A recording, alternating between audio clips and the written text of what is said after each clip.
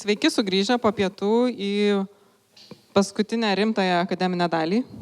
So welcome back after lunch to the last serious academic part. Noriu pristatyti ir pataisykit mane, jeigu neteisingai tarsiu vardą pavardę.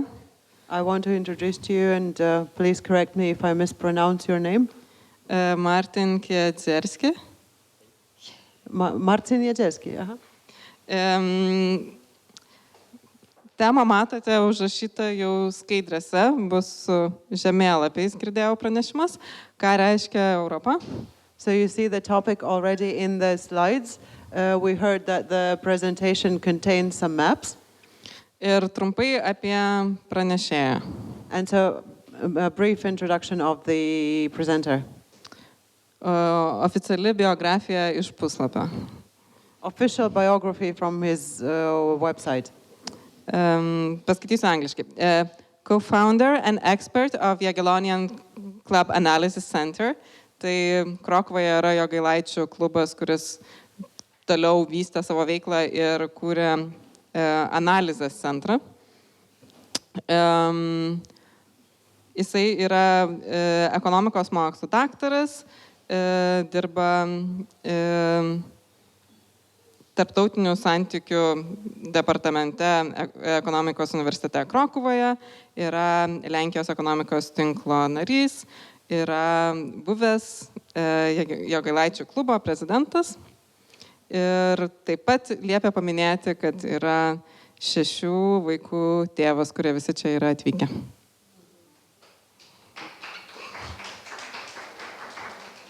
Co-founder Marcin Kędzierski is co-founder and expert of the Jogilė Club Analysis Center, regular author of the Jogilė Club opinion portal and regular contributor to the Presser Journal of Ideas.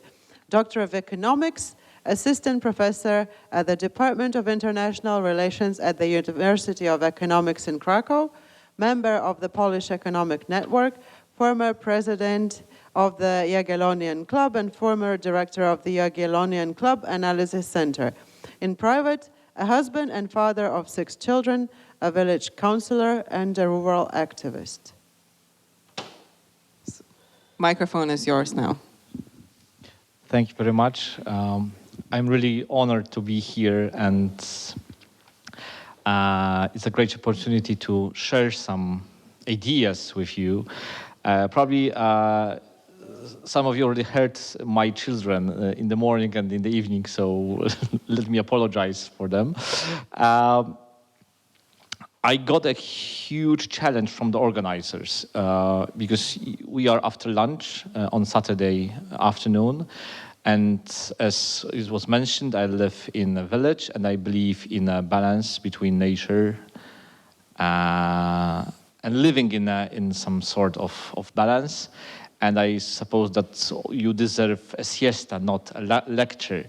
So my task is quite difficult. That is why I would like to show you some maps, because I believe that you might raise your awareness for at least 45 minutes, because this lecture should last 45 minutes, and then we might move to a discussion. And I really welcome and looking for the discussion. I was supposed to talk to you something about the long process of the European integration, and in order to understand the rationale of this process, very often I would like to, I'd love to make a step back, maybe not a small, but a huge step back. And let me show you a map of Eurasia. Can you see it?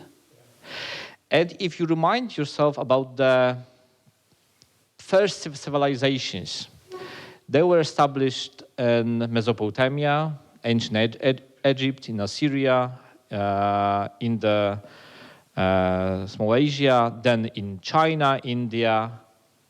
There were no civilizations in Europe 3,000-4,000 years ago. So the question is, what happened that Europe became a center of the world for at least 500 years. So since I don't know, 1050, 500 till the beginning of the 21st century. Now we are discussing and debating the future of the 21st century, who will become the global hegemon, whether it will be the US or maybe China will somehow take over the global power. That is the question.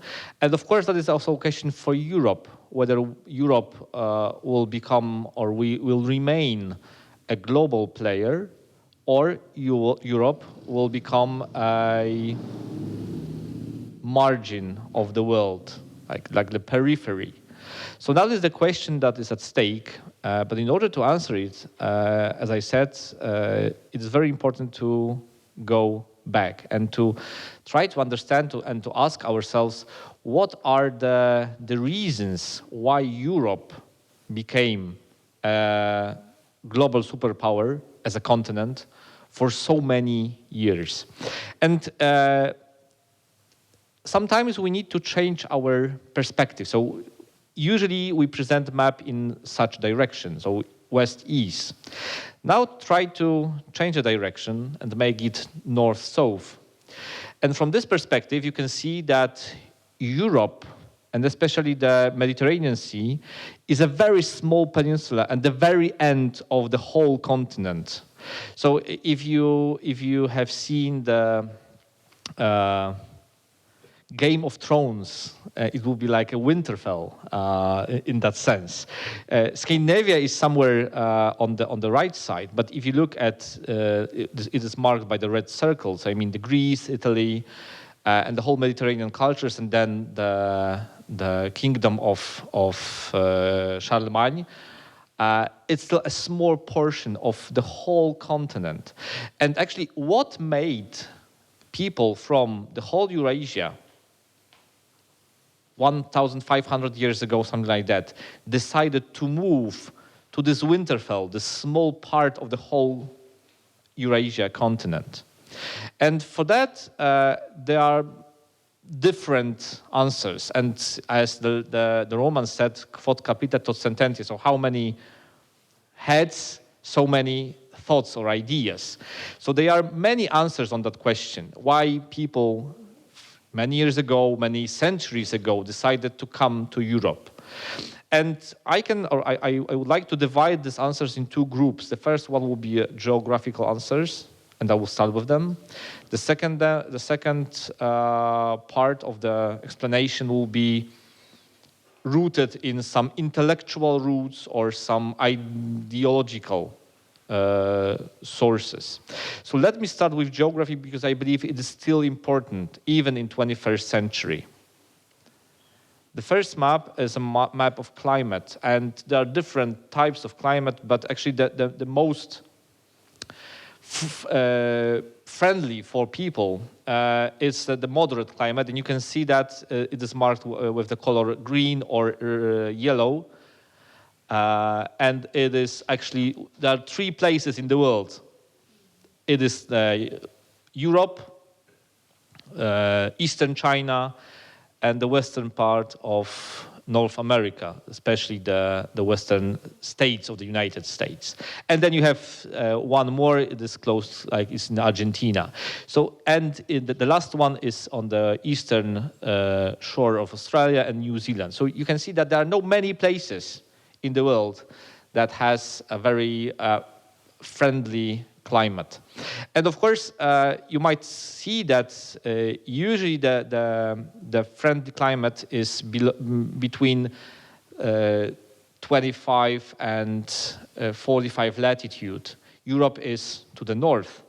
And if you look what is happening in North America or in Asia, on that latitude, you have there 8 months of ice. So actually, we owe our climate to the Gulf Stream. You can see the Gulf Stream that makes actually Europe is a friendly place to live, that you have good conditions, that you don't have very strong winters on the most territory of the old continent. What is quite tricky, and I think that it's important to mention, is that Gulf Stream actually appeared somehow 10,000 years ago. Before that, we have the time of Holocene in Europe. And the question is whether it might come back or not. And according to the scientists, you can see that the Gulf Stream could collapse in 2025, which means that the climate in Europe would be much more comparable to what we can see in a Hudson Bay, not that we are used to. So we are aware and afraid of the climate change and the global warming, but actually the global warming might bring back as a ice age in Europe. And that is important to have that in our mind. So the climate is the first answer why the people were moving from Asia and from Africa to Europe. Very basic answer. The second answer lies here. How did you came here? By plane, by car, or by boat? By car. Most of you by car. And we are used to road transportation. But hundreds of years ago, there were no roads. They were not constructed. And people could commute, could travel, mostly using the water, like the network of water roads, which are rivers and the access to the sea. And as you can see, Europe has both of them. So has very long coast. And for the second reason, it has a lot of rivers. And if you take a look on the development of civilization in China and in Western Hemisphere, in North America, it was also very strongly connected to the rivers. So civilization was established somehow around rivers. And the number of rivers, even the big rivers in Europe, also was very important for the development of the European civilization. And the last thing that I would like to show you is something that is maybe not very common. It is salinity of the seas, as you can see, Mediterranean Sea is has the highest salinity. And what is the consequence of that? Do you have any idea? The consequence of salinity. No, but no, that you have a lot of salt in the water. But what is the consequence? I can show you. You can see that the highest salinity is the Mediterranean Sea. But if you look closer at the Mediterranean Sea, you can see that there is lower salinity in the west and very high salinity in the east. And because of the high salinity, there are no fish there, so you cannot fish the fishes. So if you live close to the sea and you cannot fish, what can you do? You can sail. So the Phoenicians that were living in the current Lebanon area, they learned how to navigate on the sea. And actually that was a huge change in the history of humankind. And that was also, we owe that to the salinity of the eastern part of the Mediterranean Sea. So thanks to all those conditions, so the climate, the rivers, and the salinity of the Mediterranean Sea, Europe became a place where people can live and commute. That is very important because the development, the history of development is a history of people and migration. That is very important. And that's about geography. Now I would like to move to the intellectual roots. Here you can see the map from year 2025, and you can see the current at that time kingdoms, and you can see that they are quite big, except of one example, which is Europe, where you did have a lot of nations, a lot of political centers. And actually, Europe was a unique example of such situation, because if you look at North America or China, they were a single kingdom. And Europe was always a place where you have a huge density of people that were fighting for very scarce resources. So they did have to fight against each other. So they had to compete. And if you have to compete in order to survive, you are becoming more and more intelligent. You are becoming more and more technologically advanced. And the history of Europe is a history of competition. Even if you go back to the ancient history, one of the first book that is read till current times, which is the Peloponnesian War, written by Thucydides. It is about a war. It's about the competition. So competition is, I would say, the strongest DNA of the European identity. Of course, now we are cooperating, but competition is a very important part of our identity. And if I would say that why capitalism appeared in Europe, it is because we have competition in our blood. And if you read Niall Ferguson, is one of the most famous economic historian, he named 6 killing apps.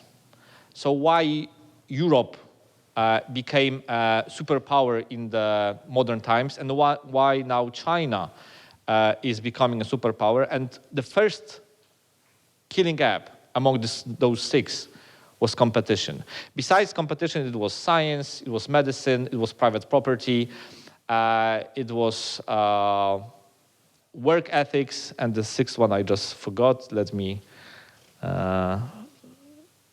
remind myself. It is the culture of consumption. So those 6 killing apps were established in Europe, and mostly thanks to the competition between the states, the tribes, the groups of people. And as a result, you can see the tree of languages, and you have the Indo-European group of languages. And here you can see how many languages actually were established in Europe. How many bunches of the trees. You have the English, German, Spanish, Russian, Romanian, and so on and so forth. So you have very high number of languages on a very small part of the world. I can come back to the first slide. You can see that Europe is a very small part of the Eurasia. And how many languages do we speak in Europe? That is also one of the evidence for the diversity and the competition that we have to exploit in that time and till these times. Okay, so as I said, the competition is the first element of the DNA of the European identity. And then we might move to the intellectual or ideological roots of the European identity. And if we compare European identity to a temple, it has 3 pillars. The first one is Judaic, the second one is Greek, and the third one is Roman. And I would like to make some specific of those 3 heritages. I will start with Judaism because it is really important, and it brought us something very new in the history of civilization. First of all, the Jews has completely innovative sense of time. So they live or they believe in a linear, not circular time, and that was quite. Why it was quite innovative? Because if you are living and you are watching the nature, you can see the day and night. You can see different seasons. So the whole nature is circular. So it's not that easy to find out that time might be linear. And why it is so important? Because if the time is circular, you are coming back to the same position every single year, every single week, or every single period of time. So actually, development is not possible in that sense of time.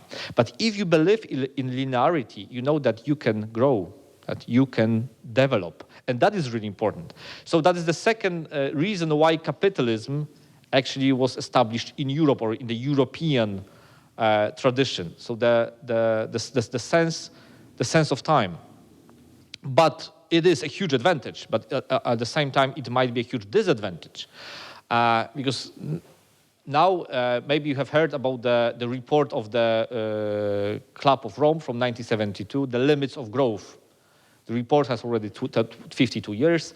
We still are asking ourselves whether are there any limits to the growth or they are not present.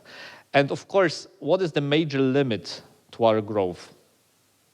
Natural resources, and we already can see that we have problems with oil. Now we will have problems with some basic elements such lithium, which is important for production of batteries. So still the scarcity of resources is a very important limit for our growth and development. And the same refers to people. The question is, how hard can we exploit people?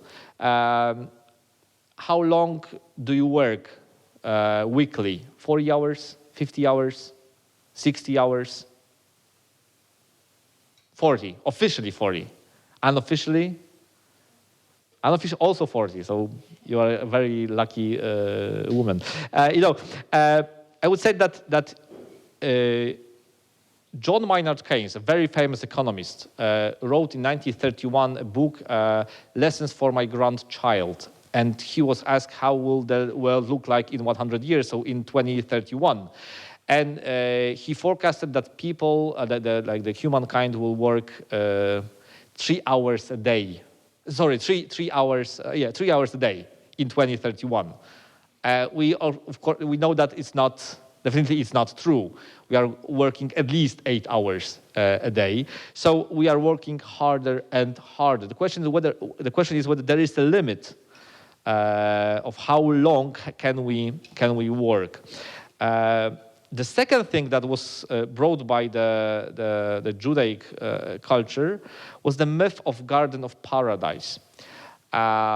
If you look at the myth of the Genesis, you have that in the Old Testament. You have the same in the mythology of Sumerians. There was a myth of Enkidu and Gilgamesh. But there, a human lived in a city, and the evil comes from the jungle. And that was a jungle, so it was not organized by people. In the Judaistic history or mythology, you have the story of the Garden of Paradise. And garden means that you are not a victim of fate. So in a garden is co-produced by the nature and a human. So we have impact, we have something to do. So the development or our fate depends on us to some extent. And such a belief is also not very globally widespread. It came to us as a heritage of Judaism. And I would like to recall one small sentence from this story. So God created mankind in his own image. In the image of God, he created them. Male and female, he created them. God blessed them and said to them, be fruitful and increase in number. Fill the earth and subdue it. Rule over the fish in the sea and the birds in the sky, and over every living creature that moves on the ground. Actually, we are, in our from our cultural roots, we are supposed to subdue the nature. And it's also something unique if you compare it to the, African traditions or Southern American tradition or traditional Australian cultures. It has some advantages, but also it has some disadvantages. Now we can see the pollution, the problems with environmental, like with the climate. So we can see that it has some advantages, but on the other hand, our DNA has some disadvantages. So that was the second element of the Judaistic heritage. So time perception, the myth of the garden, and our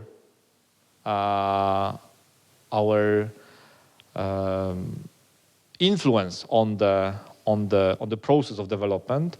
And the third element was the universal ethics. So the Jews brought the concept of good and evil. And actually, as a matter of fact, the regime of universal human rights, the human dignity and freedom, actually it comes from the very basic notion of ethics.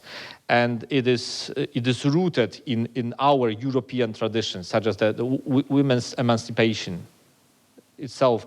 It is described in the Universal Charter of Human Rights. But if you look worldwide, how the women's emancipation look like in Arab states or in African states or in Southeast Asia states, it looks differently.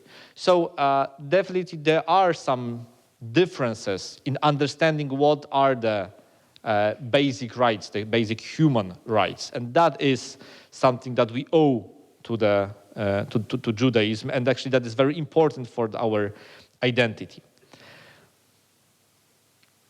The second pillar is the Greek tradition, and the Jews were very realistic. Even the paradise was perceived as a garden, so as a place that really exists. So they don't have some idealistic approach. The ideas were brought by the Greeks. And thanks to the concept of ideas and some abstract thinking, we can establish a democracy, a structure that exceeds a family, the structure that exceeds a tribe. So we were able to create much more complex groups or complex societies. And even if you look at the democracy now, for instance, in Kazakhstan or in other Central Asia countries, well, we do have democracy there, but it's still based on some tribes. And that is also has some roots in understanding of place of one person in the whole group. So we owe that to the Greeks, and that we were able to create ideologies. And of course, it has some advantages, like democracy, for instance, or I would say even free market capitalism might be seen as something positive. But on the other hand, we have the heritage of atrocity, and we have the negative impact of ideologies such as Nazism or communism. So, but these ideologies were invented in Europe. We exported them. They were not invented in China or US. So that it is both the advantage and disadvantage of this part, this element of heritage. And let me move to the third pillar of this European temple. It will be the Roman heritage, and there are two major elements. It is the post-Roman continental law, like the Roman law is still a basic underlying for our law regimes, and the whole liberal international order is also to some extent based on how the Roman Empire was functioning. And if you look at those three pillars, something that connects all these three traditions is Christianity, because actually Christianity took something from these all three traditions and were able to somehow widespread or promote this three types of heritage. It was a vehicle that moved it through the ages. And here I would like to mention the very important role of both material and non-material culture. So, of course, we have still Roman amphitheaters, Roman temples, or some Greek amphitheaters, but also it is a non-material heritage or elements of culture. Have you seen the opening ceremony of the Summer Olympics in Paris? There was a huge dispute whether this scene was according to the Last Supper or this feast of Dionysos. Yes, so but both of them are like elements of the European tradition. So it is still vital in our debates. So it comes through ages, and actually, all Europeans, wherever they live, close to Vilnius or next to Sevilla, they are sharing the same sort of understanding of, as according to what Charles Taylor said, some Christian imaginarium. So we have the same way of thinking. What does the human dignity means? Or what does the private property means? So we have common understanding. Even if we differ, still there is a much smaller difference between a woman from Vilnius and a man from Sevilla than between us and somebody that lives in India or Africa. So still, even there is so many divisions in Europe, we are sharing the same DNA. And what is our role is to understand and promote and even trying to convince our partners, not only in our region, but also people that are living in France, in Germany, in Spain, that we are sharing the same identity, the same roots. Of course, it is much more difficult than it used to be 200 years ago, also because of the process of secularization. Now, Christianity is no longer seen as something that like joins us. But still, if we think about even the universal human rights, it is something that we have in common, both for Lithuanians, Latvians, Poles, Spaniards, Italians, and I don't know, Brits. So that is the first message. But the second one is, of course, less optimistic. We know that we have divisions in Europe. And if you ask a person in France, what are the external borders of Europe? He or she will answer that, well, they are on the Elbe or on the Oder River. That Poland is like behind the border of Europe or is at the margin of Europe. Ukraine is somewhere, in the east. If you ask the Spaniard will say that even the German is somewhere in the east, so it's not that a real Europe. But if you ask a Pole or Lithuanian about Ukraine or North Caucasus or Georgians, we will answer, well, it is Europe. For us, Ukrainian is Europe. For Poles, for Ukrainians, for Lithuanians, for Ukrainians as well. For Latvians, but for French, Ukraine is not so European as for us. So our understanding differs. And we might ask ourselves why? What are the reasons why we differently understand the external borders of Europe? And of course, we should go back to the history. Here you can see the greatest extent of the Roman Empire. Germany was not part of this empire. The whole region of Slavic nations was not part of this empire. But it is very, very, very old. I would like to come much closer to our times. Do you recognize this building? Is this Vienna? No, it's not Vienna.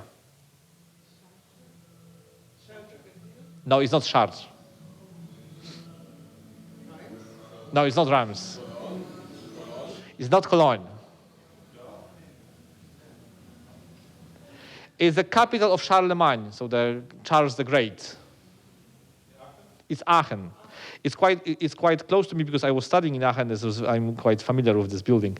It is a cathedral hall in Aachen. So that is the very basics of the Charlemagne Empire.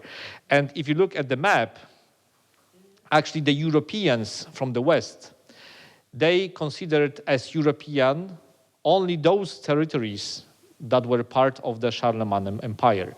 So Spain, they are some, half Europeans, that they are some on the peripheries. Italians, well, maybe the northern part is European, but the Naples is not Europe anymore. But in our region, there was one country in Central and Eastern Europe that was part of the Charlemagne Empire. Do you know what is the name of this country? It's not on the map because maybe it's from 800. But there was one country, one territory in our region that actually belonged to the Charlemagne Empire. You mean, could you repeat? No. Czechia, Czech Republic. And actually that is one of the most tricky history in the history of Europe when I think about the civilization, because Czechs, they treat themselves as real deep Europeans. And by the Iron Curtain, they were moved towards the east, and now Czechia is considered as a Central European state. The Czechs, when you ask Czechs, do you have any Czechs in the room? No. If you ask Czechs, they will call themselves as Central Europeans next to Germans and Austrians. Poles are Eastern Europeans already. So they don't want to be a part of this post-Soviet territory in Europe. But we have also different tricky territories in Europe. Now we can move to the map from year 1000.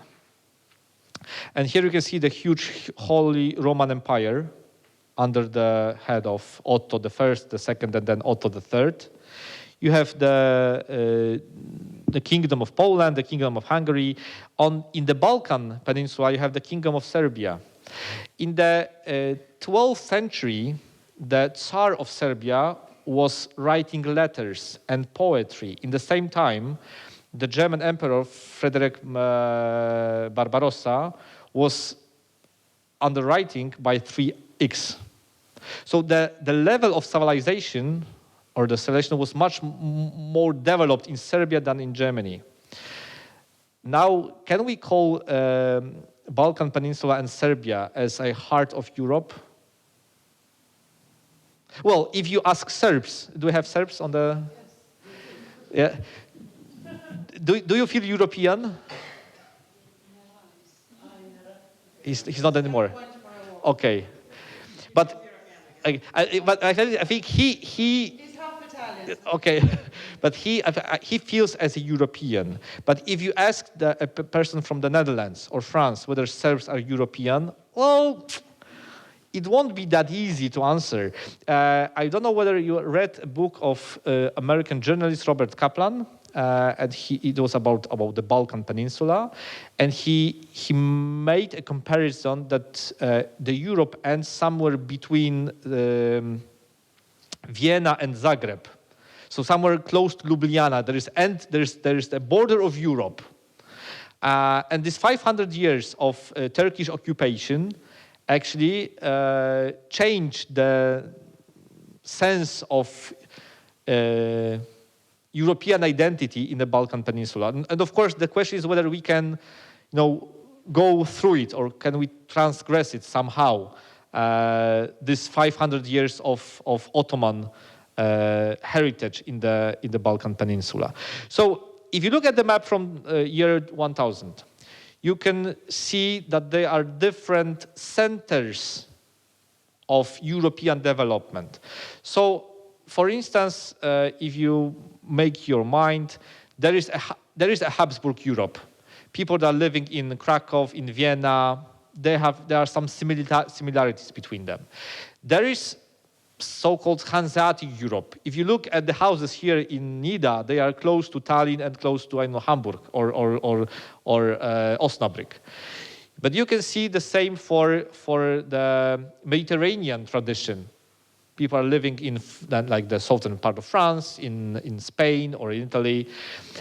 Definitely there is a Charlemagne tradition. So the France, Germany, like the Western Germany, Northern Italy, there is a circle. That is actually the foundation of the European Union lies in these three countries. But also you have the Irish tradition or British tradition, or you have the Norman or Scandinavian or Nordic tradition. You can see that there are different senses of what Europe might mean. And even Poland, my country, is divided into three traditions. So part of Poland is a part of this Hanseatic tradition. Part of them is a part of the Habsburg tradition or Habsburg Empire or the post-Habsburg heritage. The eastern part, that was part of Russian Empire and was Orthodox for many years, to some extent is different than the other parts of Poland.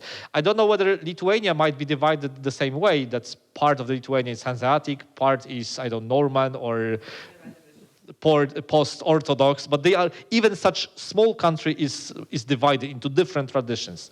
So it shows us that Europe is really divergent. So it's really diverse, like it's diversified, and it is a source of wealth, but also might be a source of problems. And in our times, mostly is a source of problems. I know that I'm coming to the end of my lecture, and as I said, I will go to the questions or to the debate. Last few slides. Do you know this mosaic? Who is displayed on it? The emperor, it is... No, it's not Charlemagne. But it's still the Holy Roman Empire. This Holy Roman Empire, and this emperor is Otto III. And there are 4 nations that are making a pilgrimage to this emperor, and maybe it's not seen. The first one is Italy, then is Gallia, Germania, and Sclavinia. So 4 parts of Europe.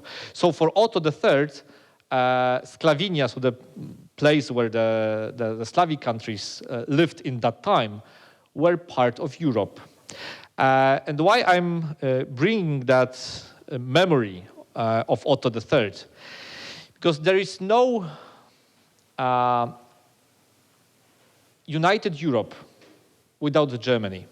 Actually, the German question, the Deutsche Frage, is always somewhere behind our minds. And take a look. That was Europe in the 10th century. You have huge Holy Roman Empire, and the idea of united Europe was there. But what happened then? In the 12th century, still there is a Holy Empire, but then you have the 14th century, the Germany in the year 1500. So it is divided into hundreds of different dukes and territories. Do we have unified Europe in that time? No. Even further on, there was no united Europe. Do you know where for the next time the Europeans started to think about the one single Europe? It was after the Vienna Congress in 1815. And when you have the Kingdom of Prussia and the Deutsche Bund, so the connection of German states. And in that time, in 1814, Henri Saint-Simon, the French philosopher, he proposed for the first time the establishment of European Parliament. And he mentioned that this European Parliament should consist of French and Brits, but it will not work properly without Germans. Because in Europe, you have more than 100 million of people that speak German language, that are keen to the German culture. So you cannot just take out Germans from Europe. So, you know, that the first successful story of the European integration, of course, that is maybe not very well seen, but actually it was successful. So the Nazis, they managed somehow to unify Europe, and the first idea of Großraumwirtschaft, so the huge European economic area, came from Albert Speer, so the Nazi minister of trade and industry. So even if you look at the European Clearing Union, the European Monetary Union, some fiscal coordinations, most of the ideas that were introduced in the 50s and 60s by the leaders of European Union were invented by Albert Speer and his colleagues, by the Nazis. So, and I know that it is maybe not good to mention that, but some roots of the European integration process are coming from the Nazi time. Even the concept of the European army comes from the Nazi time. Okay, here you can see the second last. There's two maps. Here's the map of European Economic Community from 1957. It is mostly the Western Europe. Who is missing there? The second part of Europe behind the Iron Curtain. But what makes the reunification of these two parts of Europe possible? It was the reunification of Germany. Actually, it started from the reunification of Germany. So it brings us again to the question about Germany. And if we are thinking about the European identity and the future of the process of European integration, we need to always ask ourselves about the German question. And I think that we might discuss this during this session. What are the visions of European integration, or what is the German vision of European identity and the German vision of European integration?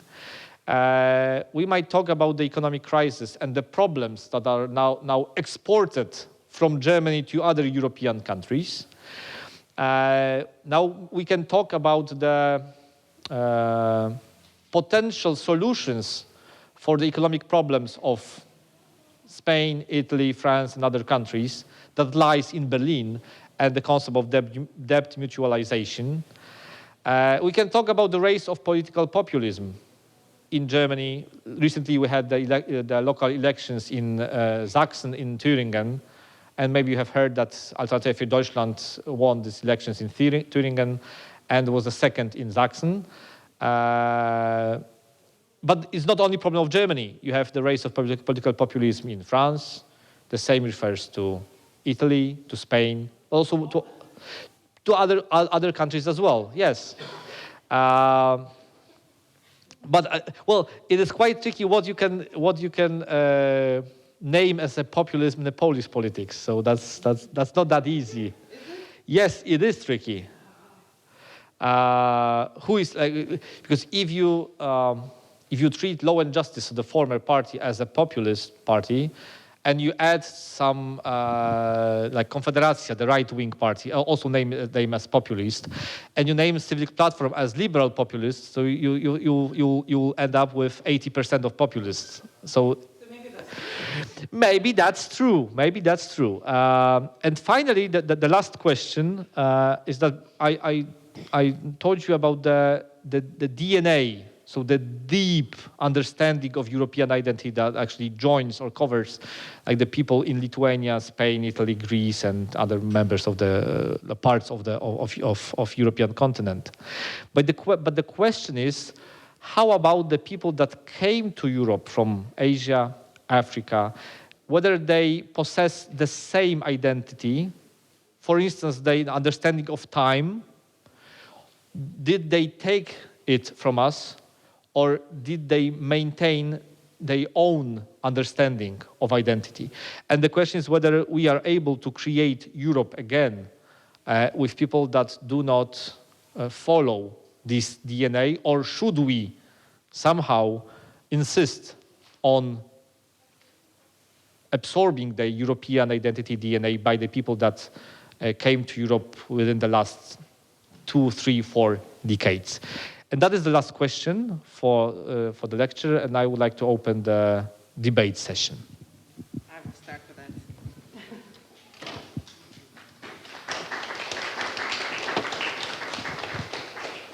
Can I put it here?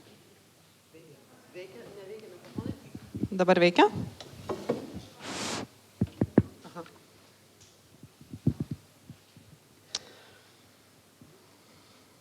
Gal aš angliškai. Gerai.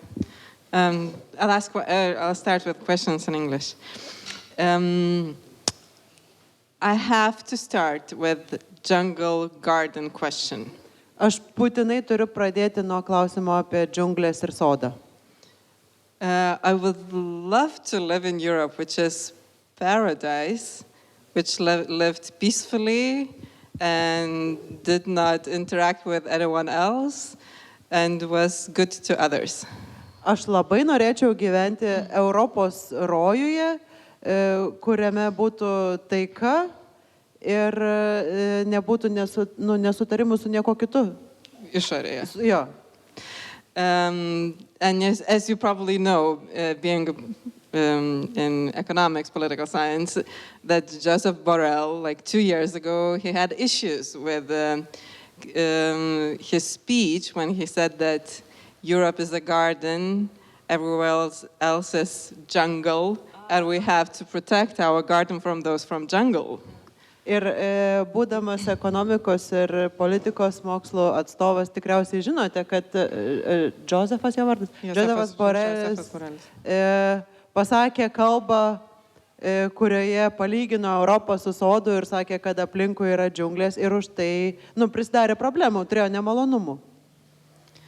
Yesterday we also briefly spoke about privilege of us being Eastern Europeans, that we do not have to deal with the legacy, or that much to deal with legacy or debates about colonialism, post-colonialism. Vakar mes taip pat trumpai užsiminėm apie tai, kad būdami rytų europiečiai, mes turim tą laimę išvengti to kolonijinio, pokolonijinio paveldo ir visų su tuo susijusių debatų. But if we speak about Europe, we have to talk about that. I mean, it's one of the most important debates now taking place.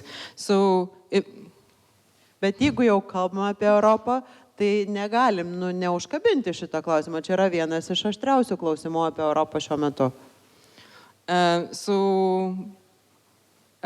How your vision of Europe gets engaged in that debate, and how come this garden enlightened Europe has some bad legacies of its, ideas, if you will.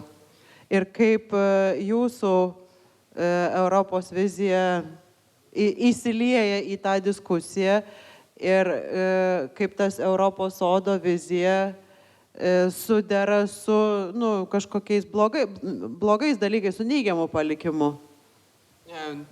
As you probably know, in Belgium, that's one of the most important debates, Congo and legacy and etc. So it's not only about integrating those people who are coming, but also dealing with the responsibility, right? Kaip šiuo metu Belgijoje, Kongo, to kolonijinės valdžios Konge palikimas ir padariniai yra vienas iš karščiausių diskusijų. Ir todėl kalbėti reikia ne tik apie tai, kaip integruoti naujai atvykstančius į Europą, bet ir kaip susitvarkyti su tais palikimais ir padariniais. Okay, so as I said, we have the legacy of those 3 pillars, the Judaic, the Greek and Roman. Taigi, kaip sakiau, turime tų 3 atraminių stulpų palikimą judėjų, graikų ir romėnų. And I mentioned that there is some advantage that comes from this tradition, such as the Greek tradition of ideas and creating ideologies. Ir kaip minėjau, tos tradicijos turi savo privalumų, pavyzdžiui, graikų indėlis idėjos ir ideologijos. Thanks to that, we were able to invent democracy, but on the other hand, we were able to invent communism. To dėka galėjome sukurti demokratiją, bet taip pat to dėka galėjome sukurti komunizmą. The same refers to the concept of garden. Tas pats galioja ir tai sodo koncepcijai. We are able to change the world, and we believe that the development is in our hands. Mes pajėgėme keisti pasaulį ir mes tikime, kad raida ar pažanga priklauso nuo mūsų. On the other hand, we are aware of the process of exploitation of nature. Ir kita vertus, žinome, kad egzistuoja ir gamtos išnaudojimas. So that we use the garden too much. Kai sodų naudojamės per daug. And the same refers to the discussions, debates over the colonial heritage. Ir tas pats galioja diskusijoms dėl kolonijinio paveldo. Now, as a Catholic opinion leader, I'm looking for the debate also in the Catholic Church.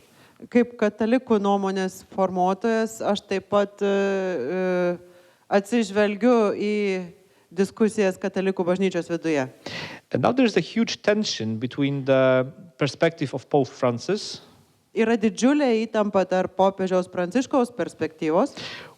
Who comes from Argentina, so from Latin America. Jis yra kilęs iš Argentinos, tai yra iš Lotynų Amerikos. And the Europeans, so the old bishops or old cardinals. Ir europiečių, tai yra senųjų vyskupų ir kardinolų. And even one of the most important encyclical letters of the Pope Francis, which is called Laudato Si. Ir net vienas iš pačių svarbiausių popiežiaus Pranciškaus dokumentų, tai yra enciklika Laudato Si, which is about both economy and ecology. Kuris apima ir ekonomiką, ir ekologiją. Were very warmly welcomed in Latin America, in Asia, in Africa. Buvo labai šiltai sutiktas Lotynų Amerikoje, Azijoje ir Afrikoje. And the same text met a lot of negative reactions in Europe. Ir tas pats tekstas sulaukė labai daug neigiamų reakcijų Europoje. Because it is reminding us about our responsibility of the North towards the global South. Jame priminama šiauriai primenama atsakomybė prieš Global South, tos pasaulinius pietus. And in fact, it is really important also for our region and also to the war in Ukraine. Ir tarp kitko, ji taip pat labai aktuali mūsų regionui ir konkrečiai karo Ukrainoje. Because we are complaining also in Poland, I suppose also in Lithuania. Nes mes Lenkijoje ir turbūt taip pat jūs Lietuvoje vis skundžiamės.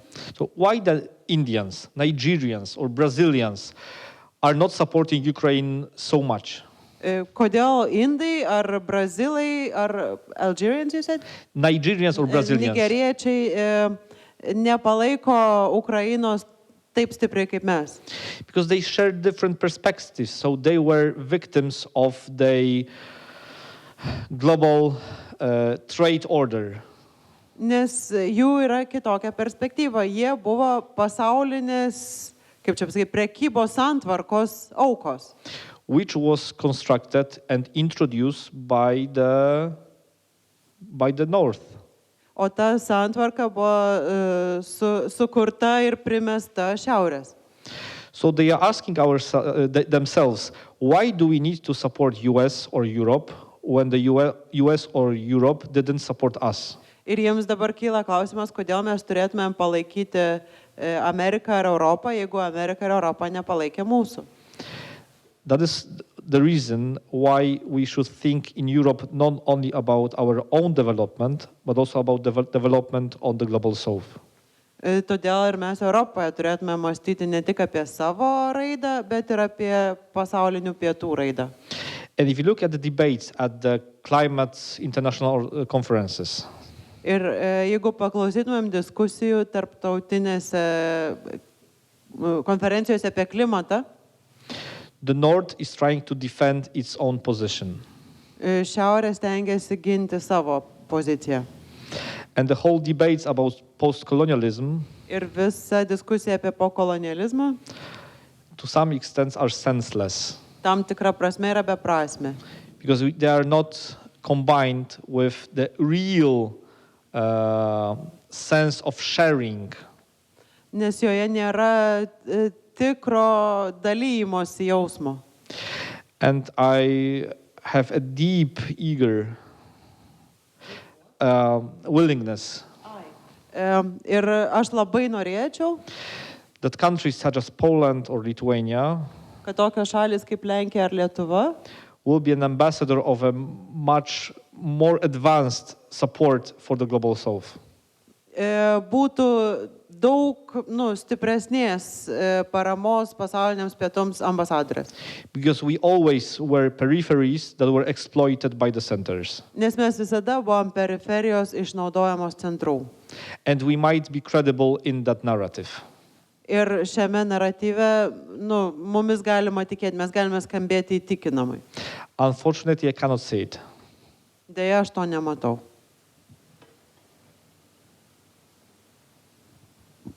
I have another question. Aš turiu dar vieną klausimą, bet taip pat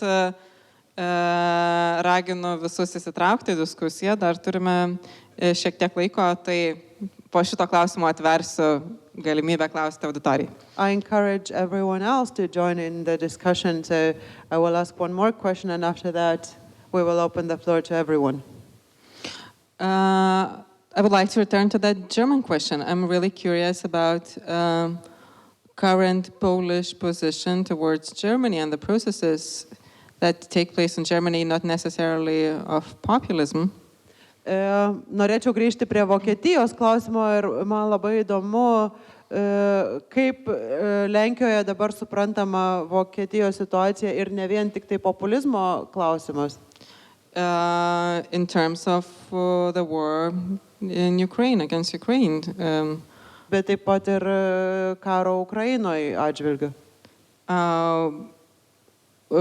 It would be excellent if you could give us some insight in what political debates in Poland are now towards Germany. Būtų labai įdomu išgirsti jūsų įžvalgas apie tai, kaip atrodo Lenkijos politinės diskusijos dėl Vokietijos. So I would say that the major stance towards Germany that was presented by the former government will not change. Aš sakyčiau, kad tokia esminė buvusios valdžios laikysena Vokietijos atžvilgiu nėra pasikeitusi. Because the Polish-German relations are deeply dependent on some structural reasons. Lenkijos ir Vokietijos santykiai yra labai stipriai priklausomi nuo tam tikrų struktūrinių priežasčių.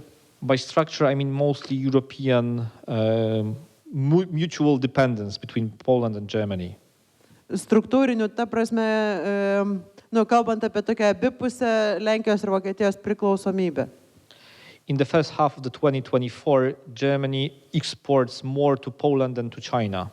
Per pirmąjį 2024 metų pusmetį Vokietija daugiau eksportavo į Lenkiją negu į Kiniją. And if the process of regionalization of globalization will go further, regionalization of globalization. Ir jeigu tęsis globalizacijos, regionalizacijos procesas, that regionalization of globalization is a process where you have globalization in 3-4 different regions. So there will be Asia, Europe, and America, for instance. Tas procesas tai reiškia, kad ta globalizacija taip tarsi sukrenta į 3 ar 4 pagrindinius regionus: Asia, Europe, and Americas. Azija, Europa ir Amerika. And then Poland and other Visegrad countries will become even more important for Germany. O tokiu atveju Lenkija ir kitos Višegrado šalis Vokietijai pasidarys dar svarbesnės. The problem is that the Germans do not accept such change. Problema yra tokia, kad vokiečiai tokių permainų nepriima. But it's not the biggest problem. Bet tai nėra didžiausia problema. And let me put it straightforward. Aš pasakysiu tiesmukai. The German political elites are stupid. Vokietijos politiniai vadovai yra kvailiai. Why? Kodėl?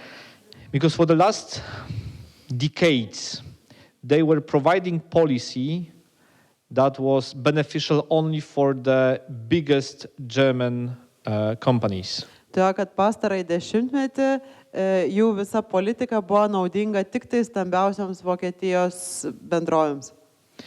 I don't want to go into the economic details. Nesileisiu ekonominės detalės. But who was the victim of this policy? Bet kas tapo šitokios politikos auka? The Spaniards, the Italians, the Greeks, the Portuguese. Ispanai, italai, graikai ir portugalai. But maybe that is not very important for the Berlin government. For the government in Berlin. Bet galbūt tai nėra labai svarbu Berlyno vyriausybei. The problem is that this policy was also detrimental for the German society. Problema yra tai, kad tokia politika taip pat pakenkė Vokietijos visuomeniai. And the German society now is tired. Ir dabar vokiečių visuomenė yra pavargusi. And is much poorer than it used to be 30 years ago. Much what? Poorer. Ir daug labiau nuskurdusi negu prieš 30 metų. And they are frustrated. Ir jos ima frustracija. And that is the real reason why the alternative parties got 30-40% in the elections. Ir tai yra tikroji priežastis, kodėl alternatyvios partijos gavo 34% rinkimuose. And if the political elites in Berlin Ir jeigu Berlyno politinis elitas decide to continue this economic policy for the next decade, nuspręs dar dešimtmetį tęsti tokią ekonominę politiką, Alternative für Deutschland, so this party, Alternative Deutschland partija, will get not 30% in the east, gaus nebe 30% rytuose, but will also get 50% in the western Bundesländer. bet ir 50% vakarinėse žemėse. Unfortunately, I cannot see any sense of awareness or understanding of it in Germany. Deja, nematau, kad Vokietijoje kas nors bent kiek tai suprastų ar suvoktų. And even when I talk to the German experts, my colleagues, Net kai kalbuosi su savo kolegomis vokiečių ekspertais. they feel helpless. Helpless. Jie jaučiasi bejėgiai, Because they don't know how to convince the political elites to change the policy. nes nežino, kaip įtikinti politinę elitą tą politiką pakeisti. And actually, what the Polish government will do in the future doesn't have any impact on that. Ir tam visiškai jokio poveikio neturės tai, ką ateityje darys Lenkijos vyriausybė. And let me give you an example. Pateiksiu vieną pavyzdį. Europe needs a huge fiscal stimulus, so needs a huge public financial program. Now you mean? European Union needs a huge, yes. Europos Sąjungai reikalingas didžiulis fiskalinis stimulas, kažkokia nauja ekonominė programa. And it was also necessary 10 years ago. Ir tai buvo taip pat būtina prieš 10 metų. Especially when you look what is going on in US and China. Ypač pasižiūrėjusi tai, kas dedasi Amerikoje ir Kinijoje. And Emmanuel Macron, the president of France, was trying to convince the Chancellor Merkel to introduce such a fiscal stimulus program. Prancūzijos prezidentas Emmanuelis Macronas mėgino įtikinti kanclerę Merkel pradėti tokią stimuliavimo programą. And between 2017 and 2020, he proposed it dozens of times. Jis 10 kartų tai siūlė nuo 2017 iki 2020 metų. And there was only one answer of Berlin, no. O Berlynas atsakydavo tik vienodai ne. So why the German government decided to introduce the next generation use of the huge fiscal stimulus that was introduced in 2020? Tai kodėl tuomet Vokietija 20 metais pagaliau sutiko pradėti tą fiskalinį stimulą, kaip iš tikrųjų nutiko? Because after the pandemic of COVID-19, the Italians were about to leave the Eurozone. Nes po COVID pandemijos italai susiruošė išeiti iš eurozonos. And Merkel was really afraid of that. Ir šito Merkel tikrai bijojo. And that was the reason why she agreed on that fiscal stimulus. Ir tik dėl to jinai sutiko paremti tą fiskalinį stimulą. And we are in a very moment that we need such a fiscal stimulus for the next time and even 3 or 4 times bigger. Ir šiuo metu mums reikalingas toks pat, mes turim tokį patį to fiskalinio stimulo poreikį ir gal net 3 ar 4 kartus didesnį. Especially when the Chinese and American market will be close to our products, to the European, also to the German products. Ypač jeigu Kinijos ir Amerikos rinkos užsivers europietiškiams produktams, taip pat ir vokiškiams. And it's important not only for the Polish economy or Lithuanian economy, but also for the German citizens. Ir tai svarbu ne tik tai Lenkijos ekonomikai ar Lietuvos ekonomikai, bet ir Vokietijos piliečiams. And the problem is that the Germans now are talking about Schuldenbremse, so it's called putting a blockade on further spending. Ir šiuo metu vokiečiai kalba apie what? Schuldenbremse, that's displayed on the screen. Schuldenbremse. Bet kokių tolimesnių paskolų blokavimą. And they are not willing to increase the public spending. Ir jie nenori didinti visuomeninių išlaidų, valstybės išlaidų.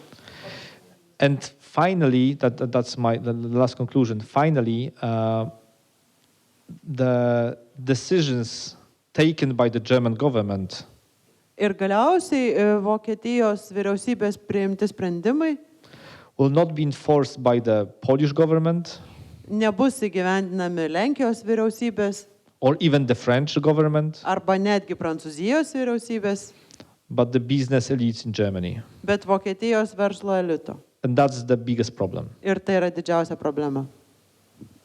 But does that also apply to the German support to Ukraine? Bet ar tai taip pat galioja Vokietijos skiriamai paramai Ukrainai? That's true. The Germans are afraid of everything. Vokiečiai visko bijo. They are doomers. Jie yra, kaip čia pasakyti, niūriai nusiteikę. You know that everything is lost. Jiems atrodo, kad viskas prarasta. There is no hope. Nėra jokios vilties. And there is only a short-term perspective. Ir egzistuoja tik trumpalaikė perspektyva. Remind yourself the debate over the Nord Stream 1 and Nord Stream 2. Prisiminkite tas diskusijas dėl Nord Stream 1 ir Nord Stream 2. Frankly speaking, they admitted that, well, we know that is dangerous in a longer term, but in a shorter term, we will earn money on that. Atvirai kalbant, tai jie patys sakė, kad mes suprantam, kad ilguoju laikotarpiu tai yra pavojinga, bet trumpuoju laikotarpiu mes iš to uždirbsim. The same refers now to China. Dabar tas pats galioja Kinijai. What can we unofficially hear? Tai, ką girdim neoficialiai. Well, we know that it is very dangerous in longer term to be present in the Chinese market, but well, in a shorter term is beneficial. Mes suprantam, kad ilguoju laikotarpiu labai pavojinga likti Kinijos rinkoje, bet trumpuoju laikotarpiu labai naudinga. And if you look at the economic forecast for Germany for the next few years,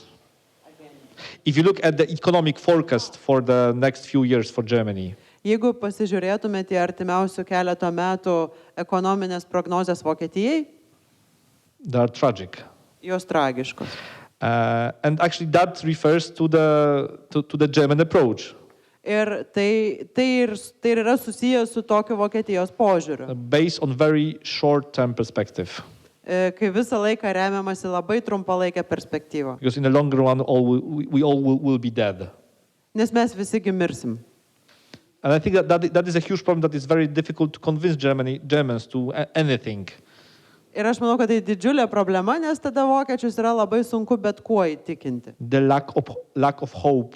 nes jiems taip stinga vilties. Because the only thing they are thinking now Nes vienintelis dalykas, apie kurį jie galvoja dabar, is that the populists will come and take over the power. yra tai, kad toje ateis į valdžią populistai ir viską atims. And they believe that they can't do nothing against it. Ir jie mano, kad tam niekaip negalima pasipriešinti. That it must happen. Kad tai neišvengiamai nutiks. So they believe in a blind fate. Todėl tiki aklų likimu. And I would say that it's not European. Ir kaip sakiau, tai nėra europietiška. Matau vieną ranką ir laukiu kitų rankų klausimų. Ačiū.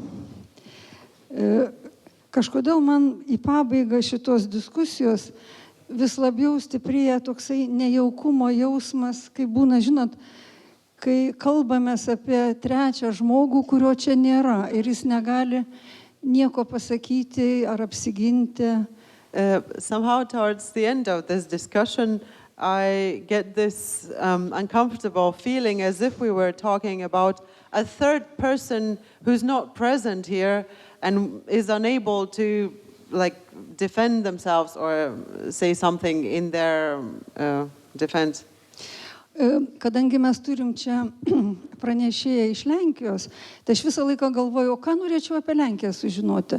And since we have here a speaker from Poland, I keep thinking what I would like to learn about Poland. Tai kadangi į pabaigą jau visos šnekos, vieną tik tai klausimą. Man labai įdomu, kaip jūs sakytumėte, kaip jums sekasi Lenkijai, kaip jums sekasi įveikti PiSo ilgalaikio dominavimo palikimą po rinkimų paskutinių. Formaliai pasikeitė, bet kaip realiai jums sekasi su tuo dorotis kaip šaliai? Ačiū. So since we're running out of time, I would like to ask just one thing. In your opinion, how is Poland as a country dealing with the legacy of domination of PiS?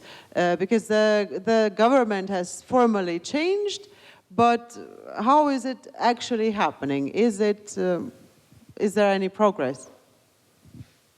The progress in what? Towards more democracy, towards more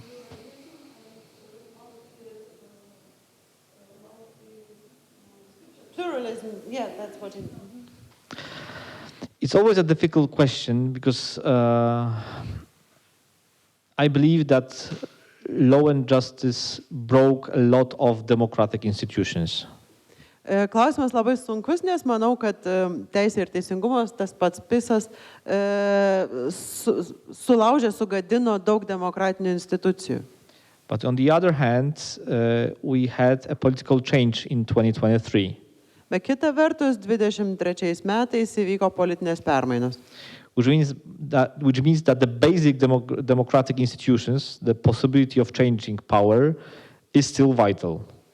Tai reiškia, kad esminė demokratinė institucija, valdžių kaitos galimybė, tebėra gyvybinga.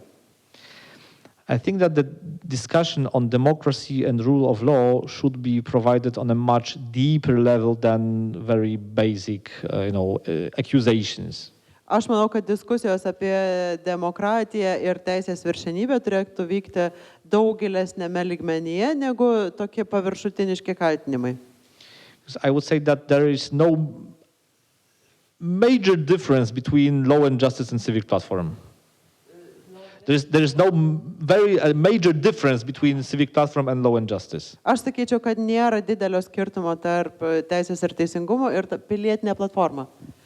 Čia ta, kuri dabar atėjo į valdžią. It is much more aesthetic than ethic. Skirtumai daug labiau estetiniai negu etiniai. If you look at the procedures or look at the decisions taken by current Prime Minister Donald Tusk, jeigu pažiūrėtumėte į dabartinio premjero Tusko sprendimus, he is using very similar tools. Jis naudojasi labai panašiais įrankiais. but definitely has much better PR in Europe. Bet šita dabartinė valdžia daug geriau save pateikia Europai. So from the very basic point of view, civic platform is much more democratic government. Todėl labai, taip paviršutiniškai žiūrint, šita pilietinė platforma yra daug demokratiškesnė valdžia. But I will ask myself, what does exactly mean? Bet aš klausiu savęs, ką tiksliai tai reiškia. I don't know whether I could answer this question deeper in such a very short way.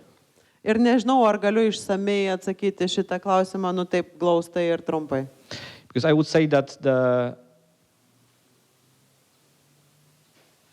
the rule maker in Poland is not are not politicians. Nes aš sakyčiau, kad taisyklės Lenkijoje nustato ne politikai, but it's global capital. O pasaulinis kapitalas. And if you look at, for instance, the economic policy provided by the previous government and the current government, Ir jeigu pažiūrėtum į ekonominę politiką, kokią vykdė ankstesnė valdžia ir dabartinė, it is almost the same. Tai beveik tokia pat. So they are going the same path. Tai jos eina tuo pačiu keliu. And šitą padau.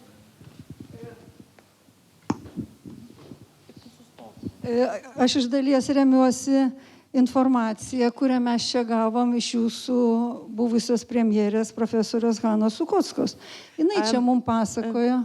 You want to translate? Aha. Gerai. I'm partially referring to the information that we received yesterday from your former Prime Minister, Professor Hana Suchocka.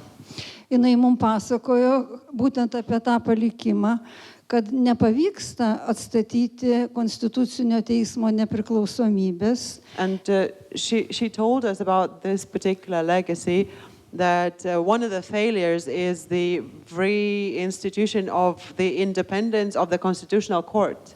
Nes teikiami įstatymų projektai, kurių prezidentas nepasirašo. Tai, kaip sako, už ką pirkau, už tą parduodu. Girdėjom šitą ir man įdomu, kaip tai atrodo, sakykime, jūsų akimis.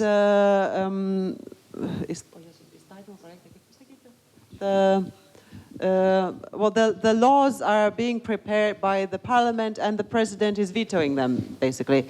So that's the information we got yesterday. So the question is, how do you see that? So definitely it's a very negative legacy of the changes in judicial system. Tai yra labai neigiamas tų permainų teismų sistemoje palikimas. And negative is very euphemistic. Ir neigiamas tai čia taip labai švelniai pasakyta. And actually nobody knows what can we do with that now, because there is no trust in institutions. Ir iš tikrųjų dabar niekas nežino, ką su to daryti, nes nėra pasitikėjimo institucijomis. And it was damaged by the previous government. Ir tą labai smarkiai paveikė ankstesnė valdžia. But on the other hand, we had long problems with judiciary systems since the 90s. Bet kita vertus, mes ilgai turėjom problemų teismų sistemoje praeito amžiaus 10-metį. And if you look at the trust in judiciary system in Poland in the 90s, only the first decade of the 21st century, it was very, very low. Ir jeigu pasižiūrėtumėte į pasitikėjimą teisminėmis institucijomis Lenkijoje 10-metį ir pirmam šio amžiaus 10-metyje, jisai visą laiką buvo labai, labai žemas. So maybe we used to have formally rule of law. Tai formaliai veikia teisės viršenybė. I think at the social level, the people didn't believe in the real rule of law. Bet manau, socialinėme gyvenime žmonės iš tikrųjų netikėjo tikra teisės viršenybė. So the answer now should not be just return to what was before 2015. Tad atsakymas dabar neturėtų būti tiesiog grįžimas į tai, kas buvo iki 2015 metų. And that is a huge problem because nobody knows how it should look like. Ir tai didžiulė problema, nes niekas nežino, kaip tai turėtų atrodyti.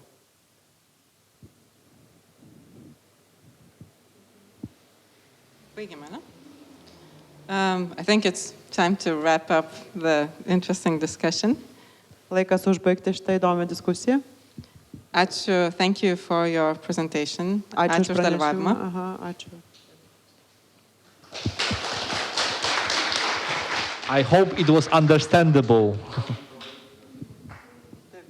Ir žodį Antanui.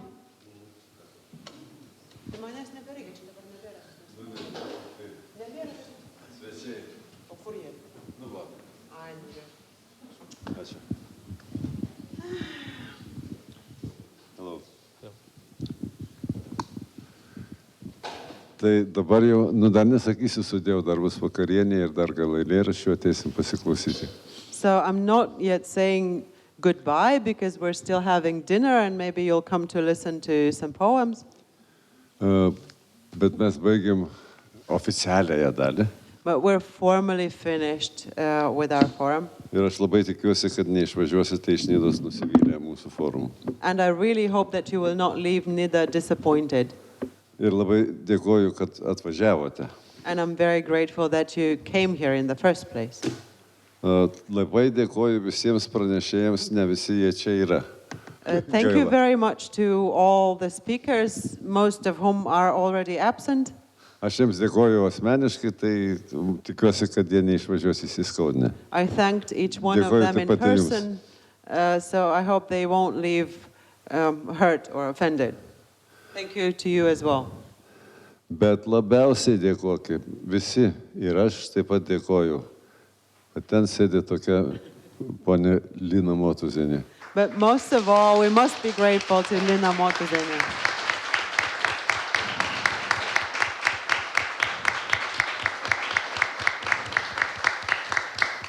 Berlinos ir jos štabo, taip drąsiai galim sakyti. Without Lina and what we might refer to as her headquarters, Forumas būtų neįmanomas tiesiog. the forum would not be possible. Lengva prigalvoti idėjų ir net kartais surasti kalbėtojų. It's easy to come up with the wildest ideas and sometimes even think of people to invite. Bet bent jau manęs jūs niekaip nepriverstumėte 7 kartus ieškoti vis naujo bilieto. But at least I could never be forced to search for yet another plane ticket. Galvoti apie tai, kaip jūs visus apgyvendinti. Or think where to find beds for all of you. Kur jūs pavalgydinti. And how to feed all of you. Ir svarbiausia, iš kur gauti tam pinigų. And most importantly, to come up with funding for all that. Galiu jūs pradžiuginti, šis forumas dar buvo iš Kultūros ministerijos strateginio projekto, Kultūros tarybos strateginių projektų. Čia šiemet buvo iš 3 metų paskutiniai metai. To our greatest joy, this year we still had the strategic funding from the Lithuanian Council of Culture. Lina kitais metais turės daugiau darbo surasti tų pinigų. Next year, Lina's task of finding the money for this will be a lot more difficult. Nes taip susidėjo, kad Tomo Mano kultūros centras negavo dabar naujiems 3 metams to strateginio finansavimo. Because the strategic funding for the Thomas Mann Culture Center was not extended for the next 3 years. Bet Lina yra pilna optimizmo ir sako, kad kitais metais taip, bandysim, darysim. But Lina is full of optimism and is saying that, yeah, we will still do it next year.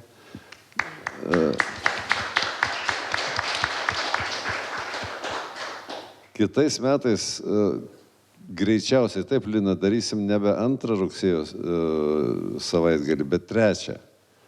It is highly likely that the next year the forum will take place not on the 2nd weekend of September, but on the 3rd.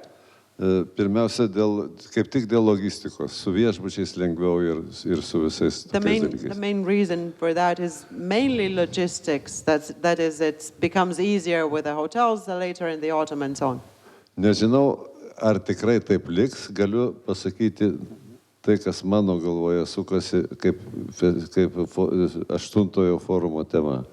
I cannot guarantee that It will remain so to the very end, but at the moment we have a draft for the topic of next year's forum. Manau, kad tai galėtų būti tema Europa po istorijos pabaigos. The topic could be Europe after the end of history. Tai tuo baigiu savo kalbą. Dar kartą visiems dėkoju. Jau tikrai negaliu visų savo už tai vadinu Liną ir jos štabą. Ten tiek žmonių, kad neišvardinsiu visų. Thanks again to Lina and her headquarters. There's too many to list. Pailsėkite dabar iki vakarienės. Vakarienė 6:18 valandą arba 6 po pietų, reikėtų taip sakyti, Nerijos viešbutyje. Now we break until dinner, which is at 6 p.m. at the Nerija hotel restaurant. Ir 8 valandą, taip. 8 valandą vėl kviečiam visus susirinkti čia. Marius Burokas skaitys savo naują knygą. And at 8 p.m. everyone is more than welcome to come back here to listen to Marius Burokas' new book of poetry. O tiems, kam tai aktualu ir svarbu, rytoj sekmadienis. And to those for whom it is relevant, tomorrow is Sunday.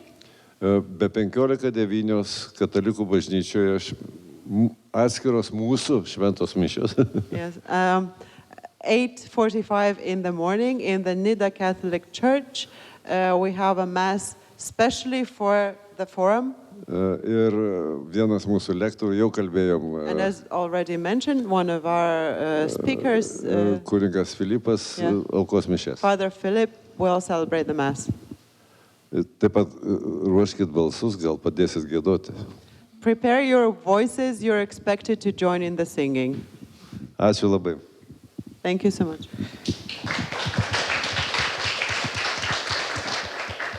And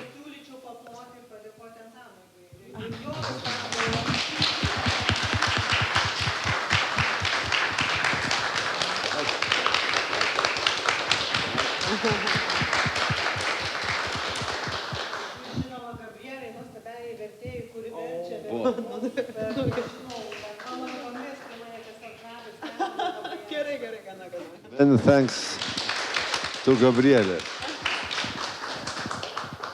And if I can use the opportunity, in the second week of September next year, 2025, I organize a huge meeting of 1,000 people in Gniezno, close to Poznań. Norėčiau pasinaudoti progą kitų metų 25 second week, antrąją rugsėjo savaitę. And we are going to collect 1,000 people from Europe. Sukviesime 1000 žmonių iš Europos į Gniezno. Į Gniezną, jo. Mostly Christians, but not only. Daugiausiai krikščionių, bet ne vien. And the title of this forum will be The Courage of Peace. Ir to forumo pavadinimas bus Taikos drąsa. And I will send the information and invitation to you so you can disseminate it. Ir aš atsiųsiu informaciją ir kvietimus, kuriuos paskui gal galėsim čia išplatinti tarpusavį. So we'll be very happy to also host people from Lithuania. Mums būtų labai malonu, jeigu ten dalyvautų ir žmonių iš Lietuvos.